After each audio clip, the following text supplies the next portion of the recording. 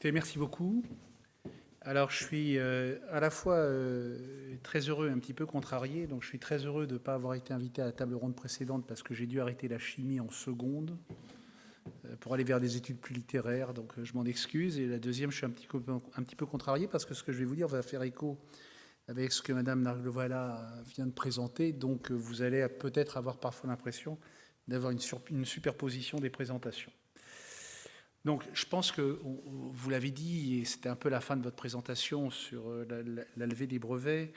Je pense que le débat a déformé la réalité. Je vais essayer de vous montrer en quoi le brevet n'est pas un obstacle à la lutte contre la pandémie, mais au contraire, un facilitateur. D'abord, ça a été dit, mais je vais peut-être rentrer un petit peu dans le détail.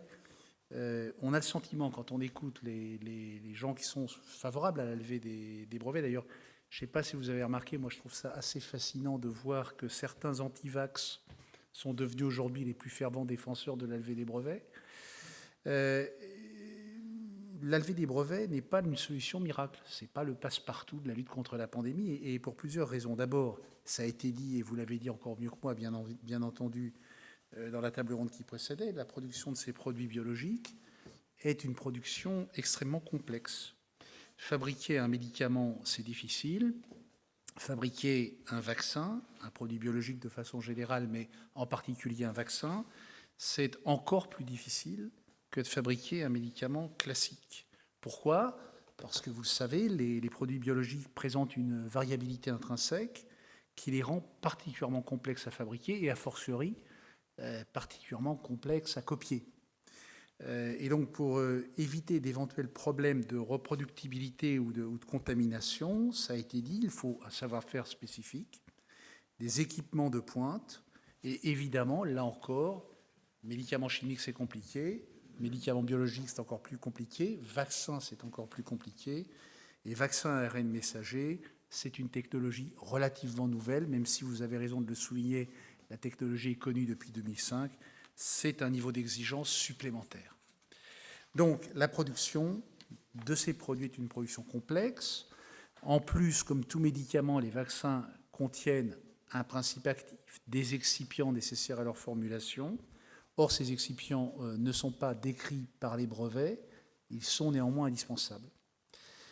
Enfin, en l'absence de transfert de technologie pour transmettre ce savoir-faire, une levée des brevets n'aurait qu'un impact vraisemblablement négligeable sur la production mondiale de vaccins. Deuxième élément, il y a des tensions, c'est vrai, notamment des tensions sur les matières premières. Et la levée des brevets ne réglerait pas ces problématiques de tension sur les matières premières. Les matières premières nécessaires à la fabrication des vaccins peuvent être un facteur de retard ou un facteur de blocage, tout comme d'ailleurs les capacités d'enflaconnage final.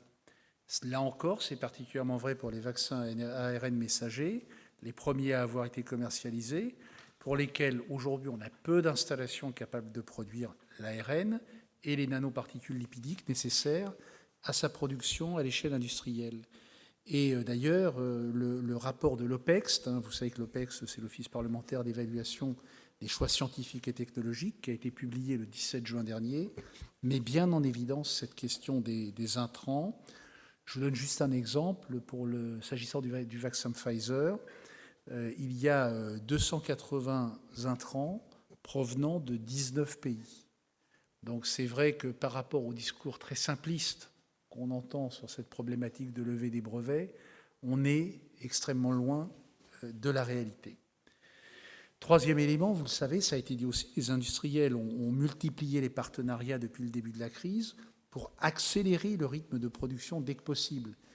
Je pense que l'image de laboratoires qui campent sur une production brevetaire en rationnant la production mondiale pour maximiser les profits est une vision que je qualifierais d'un peu médiévale de notre secteur.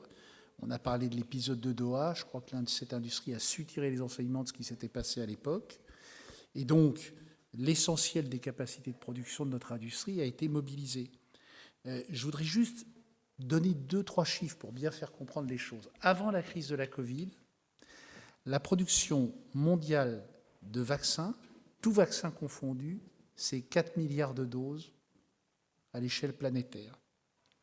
Entre janvier et août 2021, 8 mois, plus de 6 milliards de doses de vaccins contre la Covid ont été produites. Donc vous imaginez l'effort industriel colossal qui a été réalisé par cette industrie pour satisfaire à la demande mondiale. À cette date, ça a été montré tout à l'heure, il y a eu plus de 300 partenariats. Moi, j'ai des chiffres un peu plus anciens que les vôtres. J'étais à 323, vous étiez un peu au-dessus. Partenariats de production dans le monde. Pour prendre un exemple récent, il y a quelques semaines, Pfizer-BioNTech a annoncé s'allier avec le laboratoire brésilien Europharma pour mettre en flacon des vaccins anti-Covid-19 à destination de l'Amérique latine. Et vous savez que l'Amérique latine est une région particulièrement infectée par la pandémie. Et donc, nous avons une dynamique de production de vaccins contre la Covid-19 extrêmement positive. Là encore, je ne vais pas vous noyer sous les chiffres, mais fin septembre 2021, la production cumulée dépassera les 7,5 milliards de doses. 7,5 milliards de doses. Les fabricants du monde entier produisent aujourd'hui, imaginez, 1,5 milliard de doses par mois. Cela devrait, bien évidemment, continuer à augmenter. Nous estimons qu'à la fin de 2021, 12 milliards de vaccins seront produits. Et s'il n'y a pas de goulet d'étranglement majeur, ce que nous souhaitons tous évidemment, d'ici juin 2022, la production totale de vaccins devrait atteindre les 24 milliards de doses. Et donc, les approvisionnements vaccins dépasseront très probablement le niveau de la demande mondiale. Donc, face à ces enjeux, là encore, laisser croire que la production peut constituer un goulet d'étranglement, c'est tout à fait inexact. Par contre, et ce sera mon deuxième point, la levée des vaccins pourrait avoir, en revanche, la levée des brevets, pourrait en revanche avoir des conséquences extrêmement délétères. D'abord, premier élément, c'est évidemment la propriété intellectuelle qui a permis la mise au point rapide des vaccins. Ça a été très bien démontré, vous l'avez très bien montré. Des start-up essentiellement financées par des investisseurs privés ont travaillé pendant 10 ans au développement de ces technologies. BioNTech a été créé en 2008 avec 180 millions de dollars provenant d'investisseurs privés par 3 chercheurs qui travaillaient sur des immunothérapies à base d'ARN messager. Ils se sont associés à Pfizer en 2018 pour développer un vaccin, c'était un vaccin antigrippal à ARN messager, et cette entreprise a levé en août 2019 1,3 milliard de capitaux privés. Moderna a été créé en 2010 avec 40 millions de dollars provenant d'investisseurs privés par plusieurs chercheurs du MIT et de l'Institut Karolinska. Puis a réalisé de nombreux partenariats avec des laboratoires AstraZeneca, Alexion, Merck, Vertex. Et il a levé 1,4 milliard de dollars en bourse entre 2015 et 2018. Et donc, durant cette période, c'est vrai, Moderna a bénéficié de 2 financements publics du DARPA et du BARDA pour un montant d'à peu près 24,5 millions de dollars. Et donc, durant toutes ces années, ce sont des entreprises qui n'ont pas réalisé de bénéfices, qui ont pris d'énormes risques. Je vous rappelle, c'est peut-être pas suffisamment dit, qu'en 2007, la société qui précédait BioNTech a failli fermer, notamment parce qu'elles ont eu l'assurance, elles ont parié sur le fait que leur future découverte serait protégée par la propriété intellectuelle. Et donc il est clair que la levée des brevets serait un signal extrêmement décourageant pour tous les candidats vaccins actuellement dans le pipe. Vous avez vu, on vous a montré des chiffres. Il y a aujourd'hui plus de 300 candidats vaccins dans la lutte contre la Covid, et nous aurons besoin de ces vaccins. Nous aurons besoin de ces vaccins. Pourquoi ? Parce que, vous le savez, la particularité des virus, c'est de muter. On en est déjà à plusieurs mutations, on en est au delta. Je vous laisse compter le nombre de lettres qui figurent dans l'alphabet grec. Et ces vaccins, ces nouveaux vaccins, vont être nécessaires dans la lutte contre les futurs variants. Et si ces vaccins contiennent par ailleurs des intrants différents, cela pourrait aussi permettre de résoudre pour partie nos problèmes d'approvisionnement en matières premières. Nous avons, je le redis, besoin de ces nouveaux candidats vaccins qui qui sont indispensables pour lutter contre les futures pandémies. Plus encore, les vaccins, ils ont facilité l'augmentation de la production. Pourquoi ? Parce que la propriété intellectuelle, c'est la garantie pour l'entreprise de pouvoir tirer les bénéfices de son invention. Le brevet crée de la confiance. Il a permis de passer de nombreux accords de licence pour augmenter la production de vaccins anti-Covid. Et donc, de ce point de vue, la propriété intellectuelle est un catalyseur de progrès parce qu'elle va inciter à la recherche, mais elle va aussi inciter au partenariat industriel et à la mise au point de nouvelles technologies. Et puis, l'autre intérêt de cette protection, c'est qu'il existe un risque de sous-standard.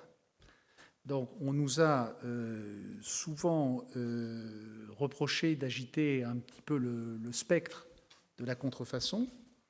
Je vais juste vous raconter une anecdote que vous avez sans doute tous en tête. En 1995, des vaccins anti-méningocoxiques Pasteur-Mérieux, GSK, ont été contrefaits au Niger. Ils étaient sans principe actif. On estime qu'ils auraient entraîné 3000 décès. Donc le risque de sous-standard n'est pas une vue de l'esprit, c'est une réalité.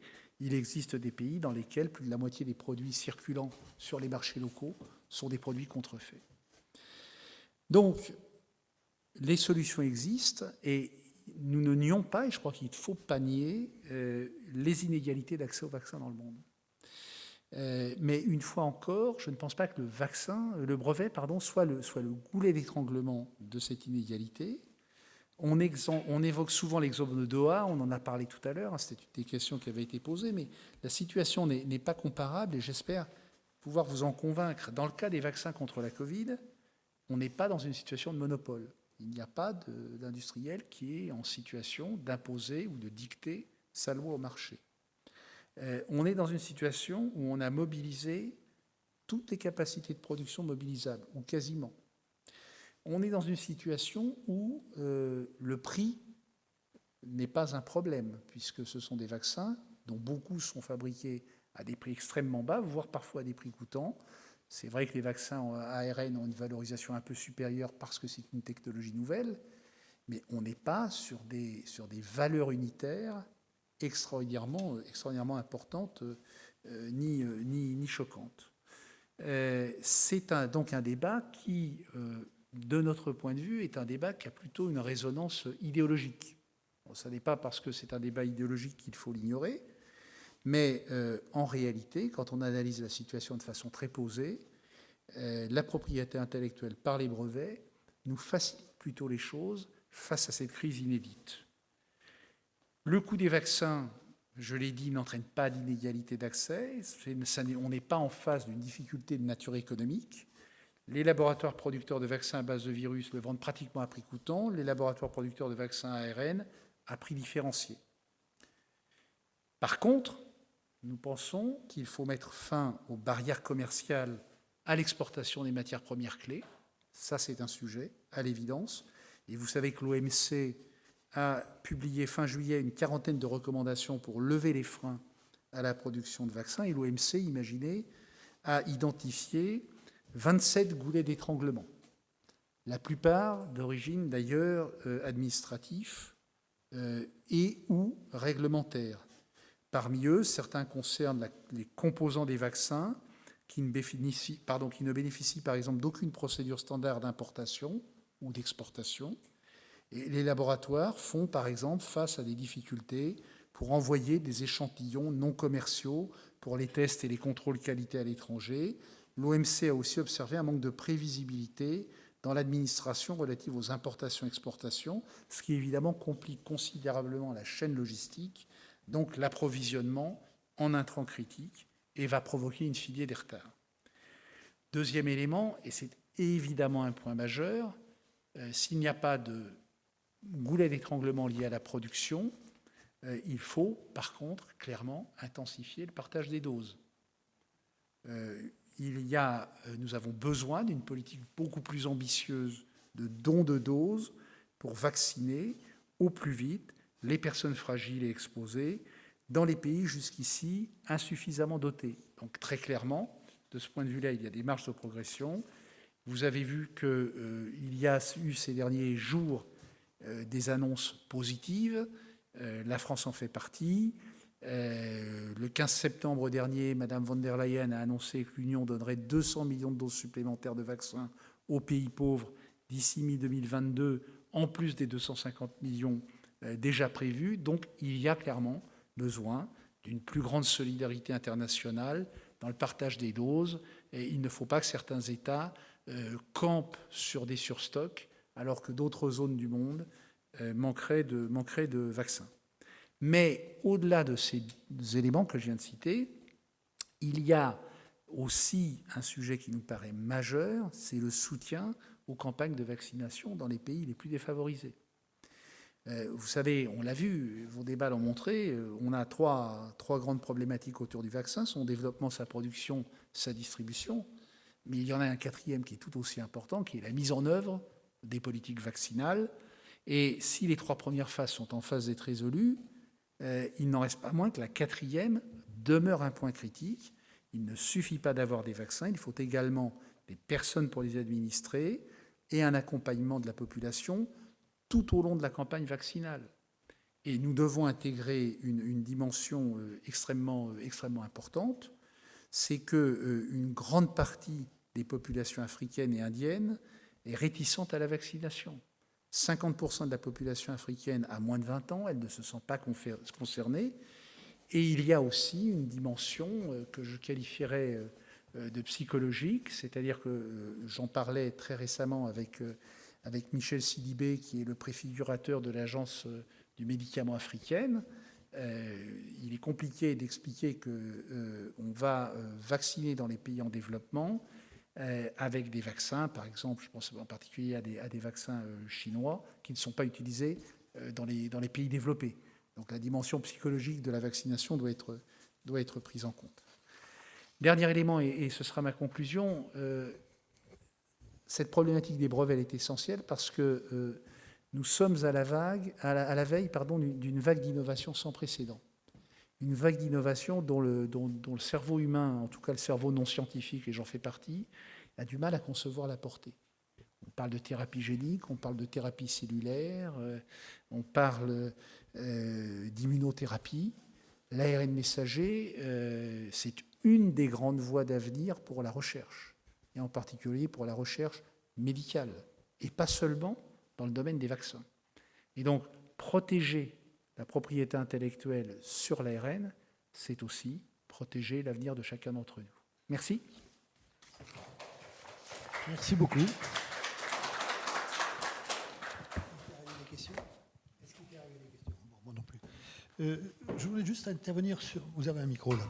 Sur un point, au départ, vous avez tout à fait raison d'insister sur le fait que c'était compliqué de fabriquer ces vaccins, et vous avez expliqué pourquoi. Mais il y a un point que vous n'avez pas souligné, mais qui me paraît encore au moins essentiel, c'est qu'un vaccin, ce n'est pas un médicament.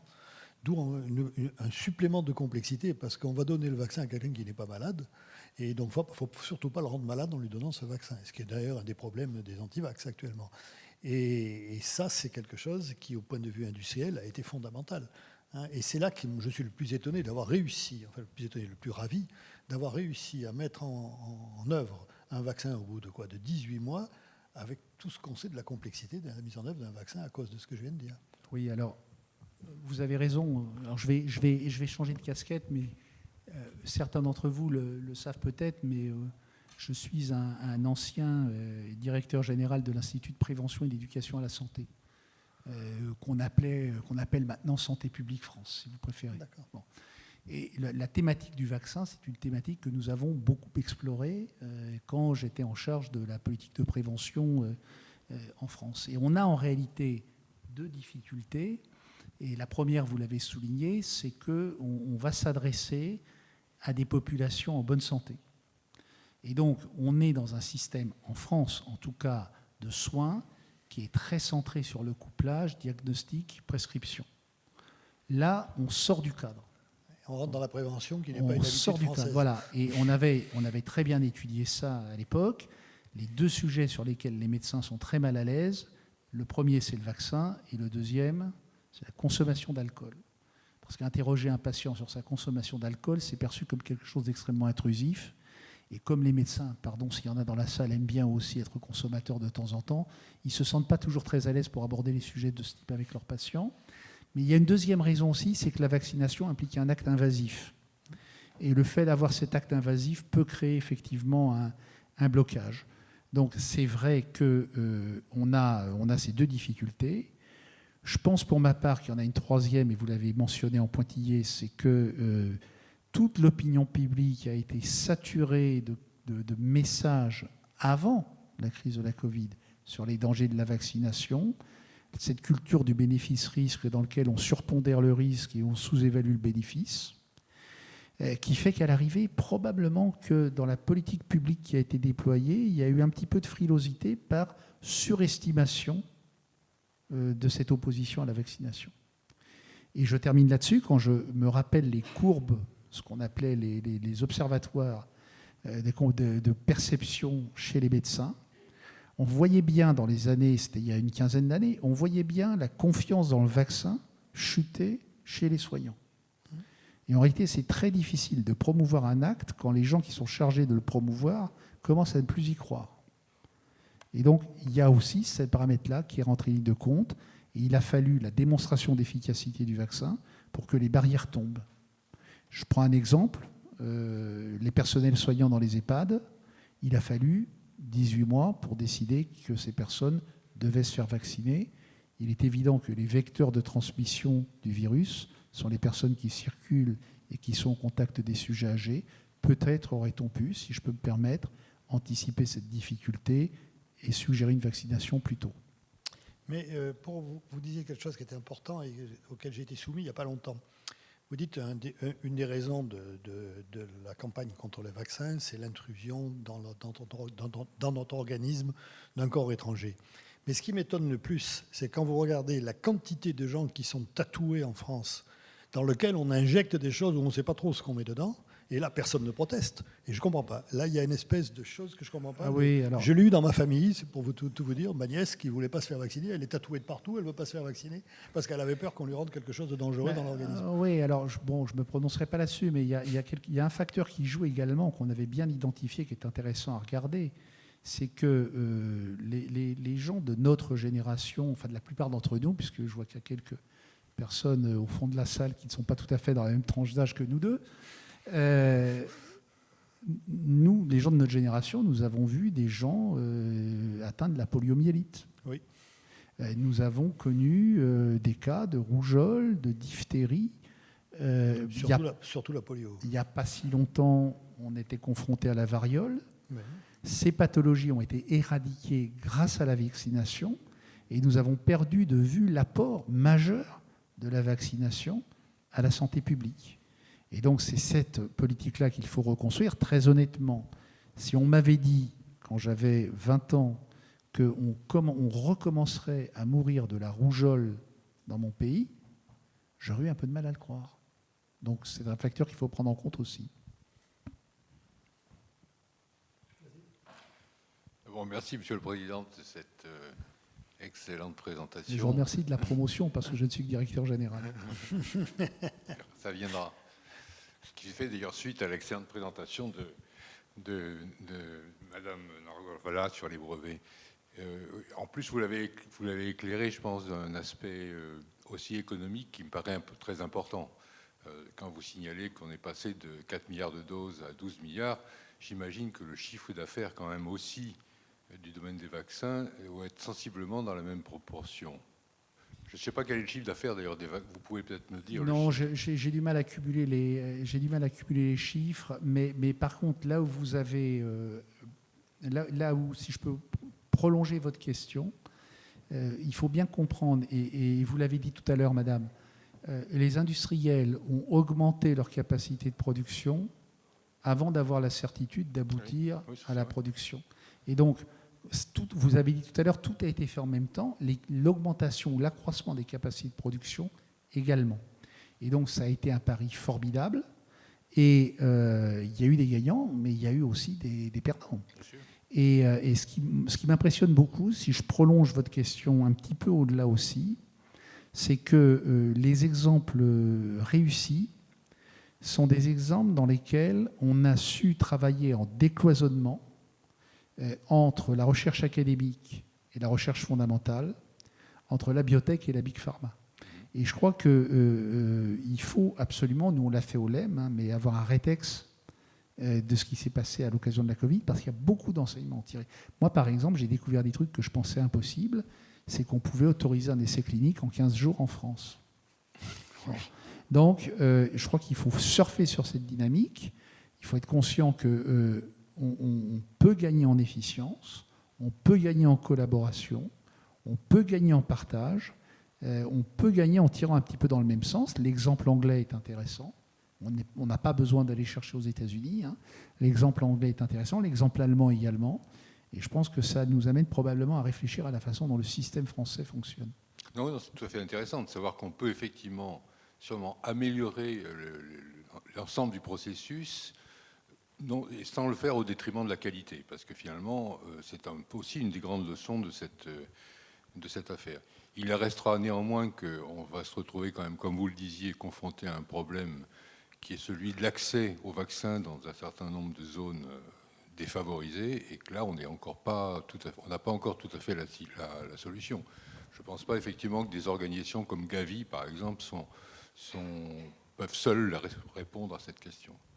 Non, je suis complètement d'accord avec vous. Je pense que c'est le grand enjeu des mois qui viennent, pas des années, mais des mois, parce que c'est effectivement la capacité qu'on aura à développer la vaccination sur l'ensemble de la planète, et notamment, je pense à l'Afrique et à l'Amérique latine, parce que, mais vous le savez très bien, il faut prendre de vitesse la variation ou la mutation du virus. Oui.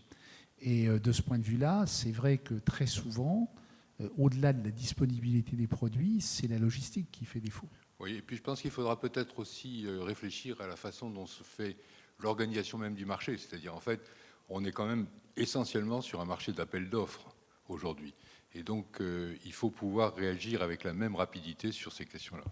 Oui, et puis je pense qu'il y a une réflexion également de plus long terme, c'est le développement, dans la mesure du possible, de capacités de production locales.